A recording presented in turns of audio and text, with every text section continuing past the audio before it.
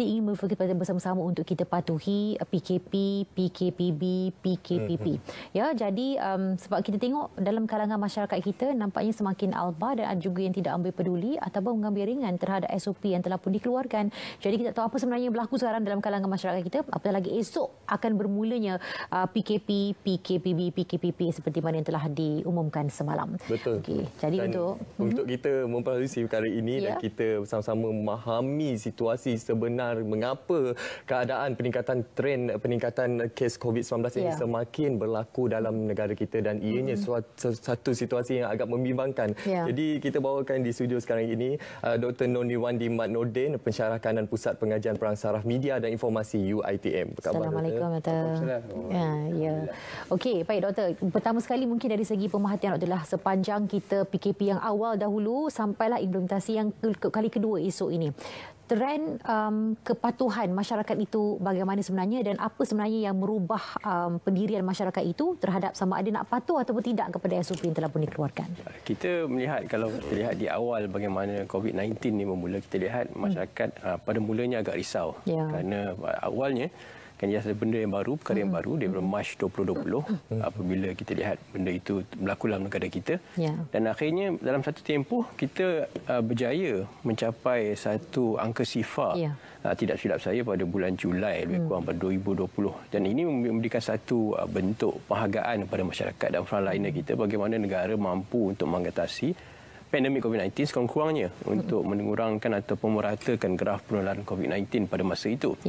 Dan seterusnya berlaku beberapa perkara-perkara yang berlaku di seluruh dunia dan apabila dilihat COVID-19 menjadi sebahagian daripada perkara wabak yang perlu diterima oleh masyarakat, maka dalam segi psikologinya perubahan perkiraan itu akan mula berubah. Di mana akan mula berlaku sifat kurang mengambil perhatian, sifat seolah-olah perkara ini menjadi salah satu perkara yang boleh diselesaikan dalam masa yang dekat, mengubah corak pemikiran masyarakat, mengubah corak pemikiran ahli politik, mengubah corak pemikiran mereka-mereka yang berada dalam industri-industri tertentu.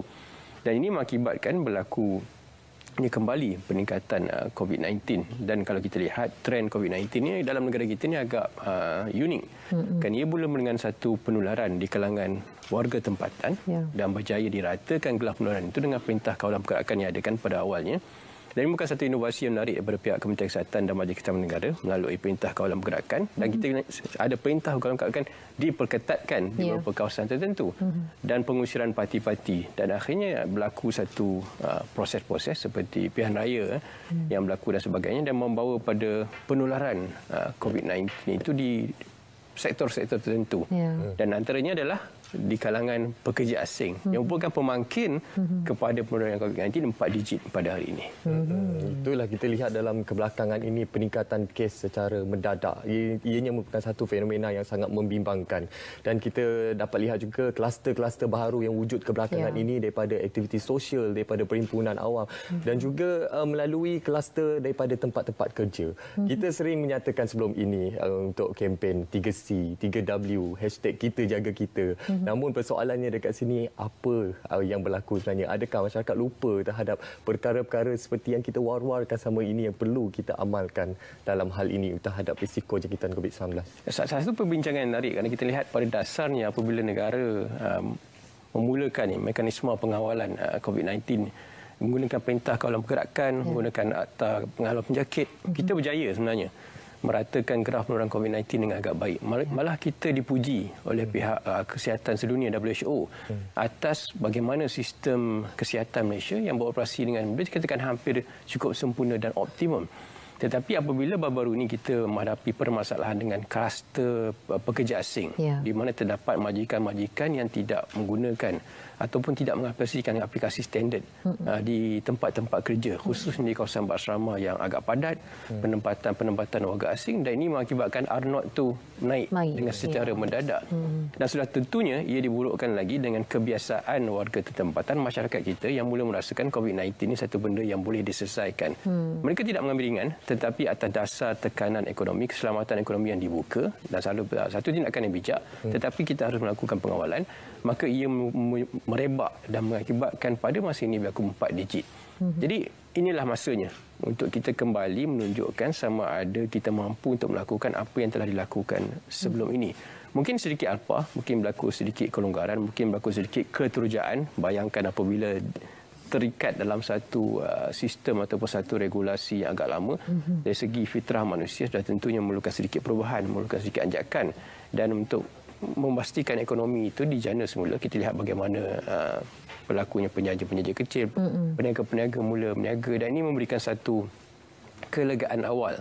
Dan yang dia membawa satu tanggapan ini akan membawa pada perubahan perilaku. Dan perubahan perilaku inilah yang amat bahaya, supaya kita harus sedar bahawa walaupun pada dasarnya dilihat ia mampu untuk diselesaikan, graf itu mampu untuk diratakan, tetapi ia membuktikan bahawa ia mampu datang kembali dengan satu tempoh yang agak singkat. Ini kita panggil dalam keselamatan kesihatan ataupun keselamatan dalam bentuk kita panggil sebagai istilah sebagai perang asimetri, di mana kita berdepan dengan musuh yang tidak ditahu di mana mereka berada dan keupayaan sebenar yang tidak dapat dinilai dalam secara fizikal. Dan ini adalah perkara yang perlu dipahami oleh masyarakat, kerana COVID-19 saya dijemput juga untuk memberikan penerangan sama ada COVID-19 ini konspirasi teori dan sebagainya. Tetapi pada asalnya masyarakat harus ingat, kerana ia adalah satu wabak yang wujud secara nyata. Ia satu wabak yang berada di sekeliling kita. Ia satu wabak yang boleh ditularkan dalam satu tempoh yang singkat dengan keapaan seperti mana terjadi pada kluster pekerja asing.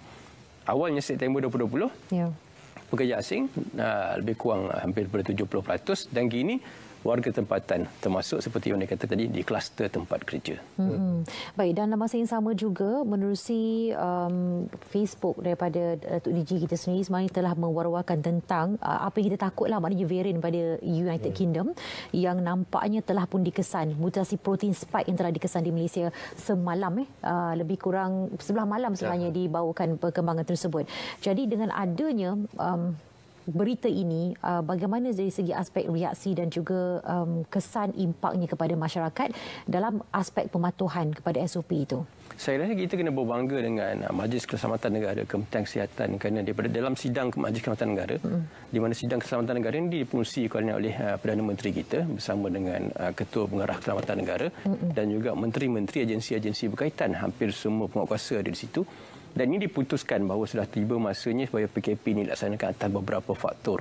Faktor khususnya berhubung dengan kita punya keselamatan, sistem keselamatan kesihatan yang semakin merosot, yang mungkin akan padat, mencapai tahap maksimum dan akhirnya akan membolehkan satu proses berlakunya penurunan daripada kita punya keselamatan kesihatan ataupun jaringan-jaringan yang akan menawarkan kesihatan. Dan kita juga tahu tentang B117, satu strain virus baru yang berasal daripada United Kingdom, dan dia kesan, yang Malaysia ni dia kesan daripada warga yang pernah pergi melawat kepada United Kingdom, dan di Thailand 4 atau 5 kes telah dikesan. Jadi ini memberikan satu gambaran bahawa perkara ini perlu diambil serius oleh masyarakat dan kita harus patuh kebersamaan itu perlu ada. Kerana dalam kajian menunjukkan apabila berlaku satu-satu pandemik, satu-satu kawalan penyakit-penyakit ataupun satu bentuk krisis kenegaraan, khususnya krisis kemanusiaan, kadar kebergantungan masyarakat itu kepada otoritatif. Government of the day, kerajaan khususnya pasukan keselamatan itu amat tinggi. Dan pada hari ini kan pasukan keselamatan adalah keselamatan negara, Kementerian Kesihatan dan agensi-agensi berkaitan, maka masyarakat harus meletakkan satu kepercayaan penuh. Dan ia tidak boleh dipolitikkan, ia tidak boleh dipermainkan, ia tidak boleh diperdebatkan mengikut pemikiran logikal, mengikut kepentingan kluster-kluster peribadi. Kerana sudah tentu mereka sudah tentu kita ingin merasakan kesenangan, kita ingin keluar. Dan saya rasa pada PKP kali ini satu solusi ataupun inovasi yang amat baik telah berjaya dirangka. Kita lihat bagaimana sistem riadah itu berlaku, sistem penjaja itu berlaku, dan saya merakamkan penghargaan pada pihak berkuasa tempatan khususnya yang benarkan penjaja itu berniaga. Kata lihat seperti pesta, tetapi ia memakinkan ekonomi, seperti bazar Ramadan. Tetapi ia juga harus datang dengan satu tanggungjawab bahawa ini wujud. Kerana apabila pada kali ini sekiranya seseorang itu dijangkiti, katakan mereka itu terpaksa dikuarantin di rumah, maka mereka juga akan mampu untuk menularkan virus itu di kalangan golongan-golongan yang lebih rendah imunisasinya, kanak-kanak dan warga tua. Baik doktor. Kita akan meneruskan lagi perbincangan ini, tapi kita sebenarnya akan berkongsi pandangan bersama dengan Profesor Datuk Dr. Muhammad Shatar Sabran dan Naib Chancellor UPSI. Sekarang ini sudah pun bersedia untuk kita berkongsi maklumat secara Skype. Sekarang ini Prof, sekarang ini kita sedia maklum semalam melalui pengumuman Yang Amat Perdana Menteri semalam telah memadamkan pelbagai kebimbangan dan juga spekulasi dalam masyarakat berkenaan trend peningkatan COVID-19 dalam negara. Jadi mungkin kita boleh dapatkan reaksi awal Prof terhadap perkara ini dan bagaimana ianya tempoh 14 hari ini cukup penting dalam negara kita untuk kita memutuskan rantaian jangkitan COVID-19 ini, Prof. Okey, terima kasih Menawar dan juga Hani. Okey, yang pertama sebelum kita bincangkan isu itu, saya ingin memberi nasihat kepada masyarakat Malaysia secara umumnya. Bila negara kita dilanda pandemik COVID-19, kita mengharapkan masyarakat di luar sana yang tidak mempunyai apa-apa tauliah ataupun mandat daripada pihak kerajaan, pihak kementerian supaya tidak mengeluarkan apa-apa ataupun mana-mana statement.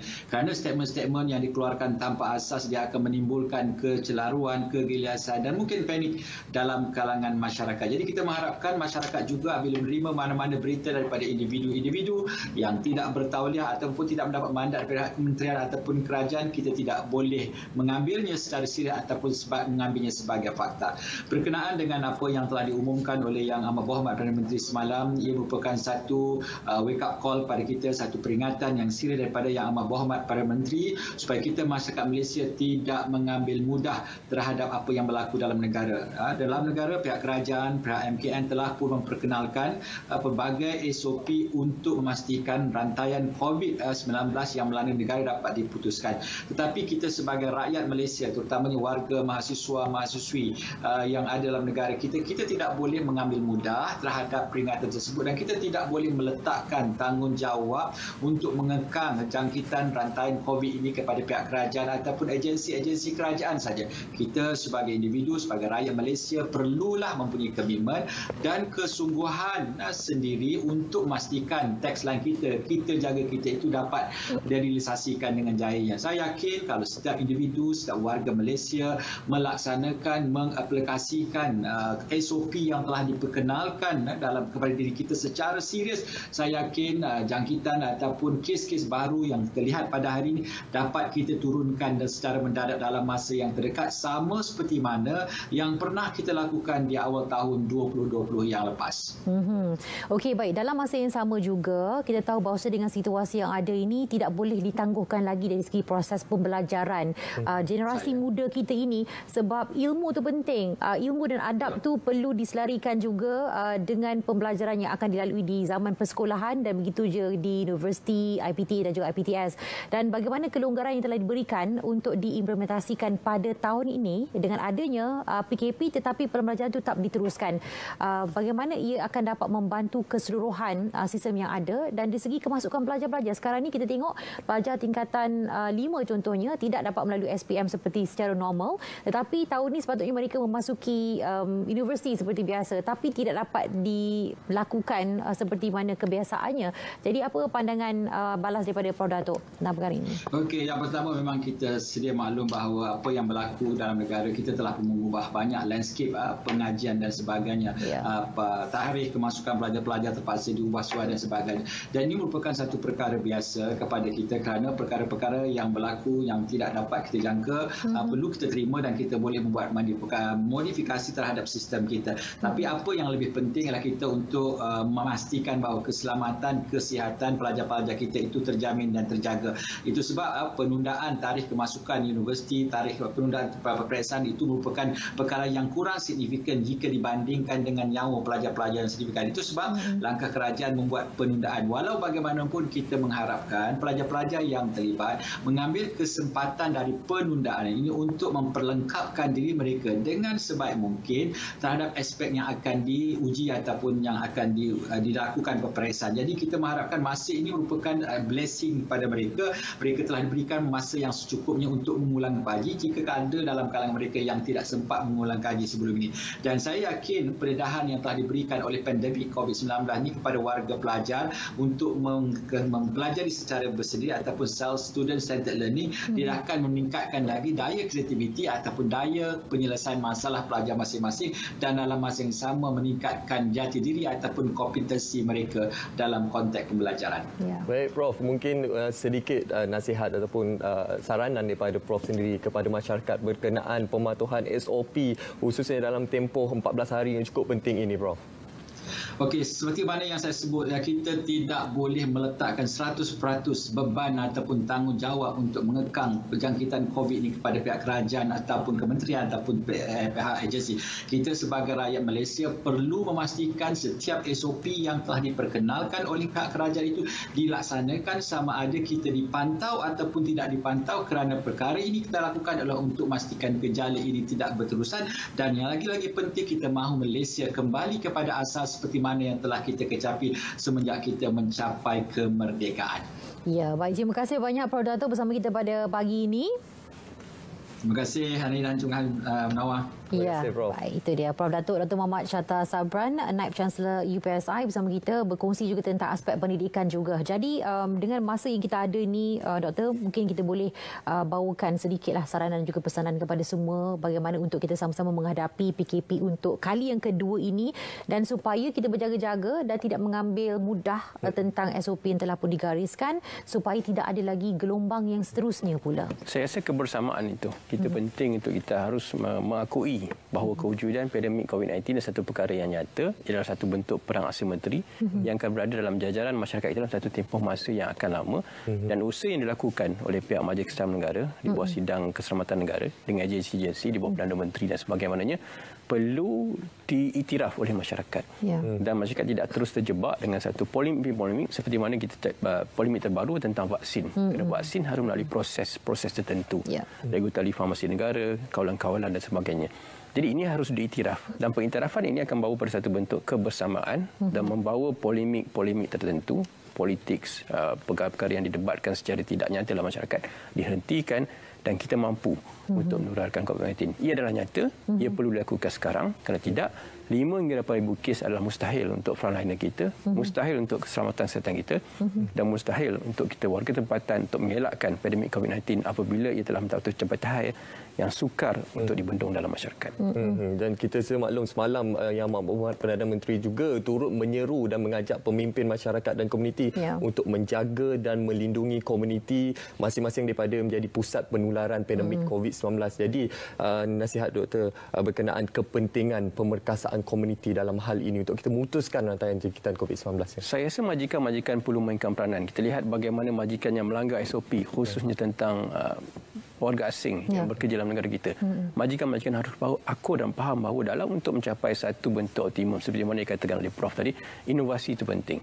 Kreativiti, kompetensi itu berlaku dalam, dan kita dalam cipta pelbagai inovasi dimensi dalam tempat pekerjaan, dalam tempat perkara-perkara tertentu, dan sudah timbul maksudnya setiap keluarga perlu mengambil inovasi sendiri. Setiap keluarga perlu merangka SOP berbentuk kekeluargaan untuk melindungi orang tua, anak-anak dan juga keluarga tersayang. Jadi apabila ini dilakukan, peniaga tidak harus mengutamakan keuntungan walaupun dibiarkan benarkan menjaja dan meniaga, mereka harus ingat ia bukan sesuatu untuk mendapatkan, untuk melindungi mereka dari saman. Kerana pemikiran seperti itu, konteks kita adalah pemikiran yang cukup konservatif, cukup lapuk. Kita dalam satu masyarakat moden dengan nilai etika yang tinggi harus bangun dan bersama membentuk satu bentuk pemikiran yang lebih konstruktif, membuka minda kita supaya kita tidak lagi terikat dengan satu. Pakai emas takut saman. Tak letak buku takut saman. Itu adalah satu pemikiran yang bagi saya tidak wajar dipraktiskan.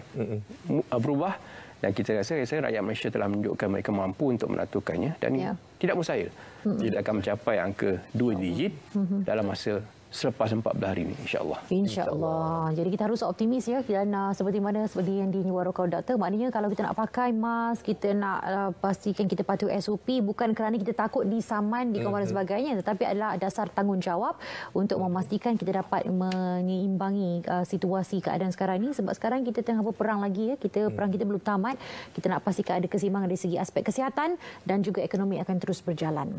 Apapun kita ucapkan terima kasih kepada Dr. Nurni Wandi Noden, Pensyarakan dan Pusat Pengajian Perang Saraf Media dan Informasi UiTM, atas perkongsian pada hari ini berkenaan pematuhan SOP dalam tempoh PKP, PKPB dan PKPP ini. Ya,